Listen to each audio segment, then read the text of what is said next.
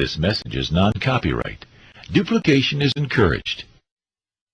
A number of years ago, in a Baptist church in Crystal Palace in southern London, the Sunday morning service was closing, and a stranger stood up at the back, raised his hand, he said, "Excuse me, Pastor, can I share a little testimony?" The pastor looked at his watch, he said, "You've got 3 minutes."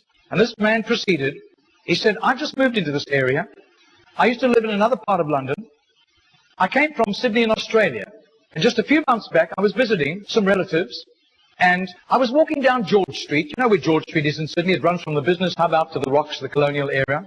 And he said, "A strange little white-haired man stepped out of a shop doorway, put a pamphlet in my hand, and he said, 'Excuse me, sir, are you saved? If you die tonight, are you going to heaven?'" He said, I was astounded by those words. Nobody had ever told me that. I thanked him courteously, and all the way on British Airlines back to Heathrow, this puzzled me. I called a friend who lived in this new area where I'm living now, and thank God he was a Christian. He led me to Christ, and I'm a Christian, and I want to fellowship here. And Baptists love testimonies like it. Everyone applauded and welcomed him into the fellowship. That Baptist pastor flew to Adelaide in Australia the next week, and 10 days later, in the middle of a 3-day series in a Baptist church in Adelaide, a woman came to him for counseling, and he wanted to establish where she stood with Christ. And she said, "I used to live in Sydney. And just a couple of months back, I was visiting friends in Sydney, doing some last-minute shopping down George Street, and a strange little white-haired man, elderly man, stepped out of a shop doorway, offered me a pamphlet, and said, 'Excuse me, ma'am, are you saved? If you die tonight, are you going to heaven?'"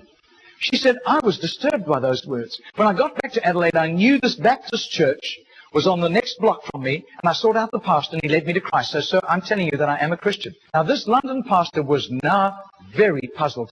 Twice, within a fortnight, he'd heard the same testimony. He then flew to preach in the Mount Pleasant Baptist Church in Perth. And when his teaching series was over, the senior elder of that church took him out for a meal. And he said, "Mate, how'd you get saved?" He said, "I grew up in this church from the age of 15 through Boys Brigade. Never made a commitment to Jesus, just hopped on the bandwagon like everybody else. And because of my business ability, grew up to a place of influence. I was on a business outing in Sydney just 3 years ago, and an obnoxious, spiteful little man stepped out of a shop doorway, offered me a religious pamphlet, cheap junk, and accosted me with a question. 'Excuse me, sir, are you saved? If you die tonight, are you going to heaven?' He said, I tried to tell him I was a Baptist elder. He wouldn't listen to me. He said, I was seething with anger all the way home on Qantas to Perth. He said, I told my pastor thinking he would sympathize with me, and my pastor agreed. He had been disturbed for years, knowing that I didn't have a relationship with Jesus, and he was right. And my pastor led me to Jesus just 3 years ago." Now, this London preacher flew back to the UK and was speaking at the Keswick Convention in the Lake District. And he threw in these 3 testimonies. At the close of his teaching session, 4 elderly pastors came up and said, "We got saved between 25 and 35 years ago, respectively, through that little man on George Street giving us a tract and asking us that question." He then flew the following week to a similar Keswick Convention in the Caribbean, to missionaries.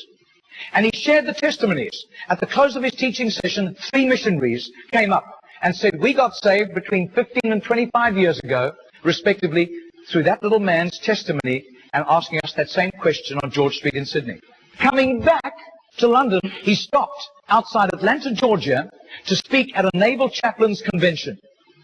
And when his 3 days of revving these naval chaplains up, over 1,000 of them, in soul winning, the chaplain general took him out for a meal. And he said, "How did you become a Christian?" He said, "Well, it was miraculous. I was a rating on a United States battleship, and I lived a reprobate life. We were doing exercises in the South Pacific, and we docked in Sydney Harbour for replenishments. We hit King's Cross with a vengeance. I got blind drunk. I got on the wrong bus, got off in George Street, and as I got off the bus, I thought it was a ghost. This elderly white-haired man jumped in front of me, pushed a pamphlet in my hand and said, 'Sailor, are you saved? If you die tonight, you're going to heaven.' He said, the fear of God hit me immediately. I was shocked sober and ran back to the battleship, sought out the chaplain. The chaplain led me to Christ. And I soon began to prepare for the ministry under his guidance. And here I am in charge of over 1,000 chaplains, and we're bent on soul winning today." That London preacher, 6 months later, flew to do a convention for 5,000 Indian missionaries in a remote corner of northeastern India. And at the end, the Indian missionary in charge, a humble little man, took him home to his humble little home for a simple meal. And he said, "How did you, as a Hindu, come to Christ?" He said, I was in a very privileged position. I worked for the Indian Diplomatic Mission. And I traveled the world. And I am so glad for the forgiveness of Christ and His blood covering my sin, because I'd be very embarrassed if people found out what I got into. He said, one bout of diplomatic service took me to Sydney. And I was doing some last-minute shopping laden with parcels of toys and clothing for my children, walking down George Street. And this courteous little white-haired man stepped out in front of me, offered me a pamphlet, and said, excuse me, sir, are you saved? If you die tonight, you're going to heaven. He said, I thanked him very much, but this disturbed me. I got back to my town, I sought out the Hindu priest, and he couldn't help me. But he gave me some advice. He said, just to satisfy your curious mind, nothing else, go and talk to the missionary in the mission house at the end of the road. And that was fatal advice. He said, because that day the missionary led me to Christ. I quit Hinduism immediately and then began to study for the ministry. I left the diplomatic service, and here I am, by God's grace, in charge of all these missionaries, and we are winning hundreds of thousands of people to Christ. Well, 8 months later, that Crystal Palace Baptist pastor was ministering in Sydney, in Gymea, southern suburb of Sydney. And he said to the Baptist minister, do you know a little man, an elderly little man, who witnesses and hands out tracts on George Street? And he said, I do. His name is Mr. Genor, G-E-N-O-R. But I don't think he does it anymore. He's too frail and elderly. The man said, I want to meet him. 2 nights later, they went around to this little apartment, knocked on the door, and this tiny, frail little man opened the door. He sat them down, made them some tea, and he was so frail he was slopping tea into the saucer as he shook. And as he sat with them, this London preacher told him all these accounts over the previous 3 years. This little man sat with tears running down his cheeks. He said, my story goes like this. He said, I was a rating on an Australian warship, and I lived a reprobate life, and in a crisis, I really hit the wall, and one of my colleagues, whom I gave literal hell, was there to help me. He led me to Jesus, and the change in my life was night to day in 24 hours, and I was so grateful to God.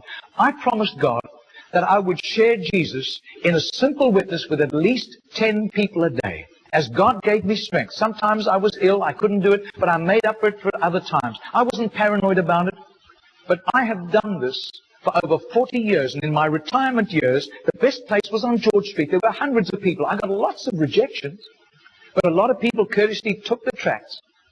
And he said, in 40 years of doing this, I've never heard of one single person coming to Jesus until today.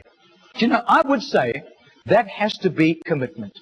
That has to be just sheer gratitude and love for Jesus to do that, not hearing of any results. Margarita did a little count. That's 146,100 people that simple little non-charismatic Baptist man influenced somehow to Jesus. And I believe what God was showing that Baptist minister was the tip of the tip of the tip of the tip of this iceberg. Goodness knows how many more had been arrested for Christ and were doing huge jobs out in the mission field. Mr. Genor died 2 weeks later. And can you imagine the reward he went home to in heaven?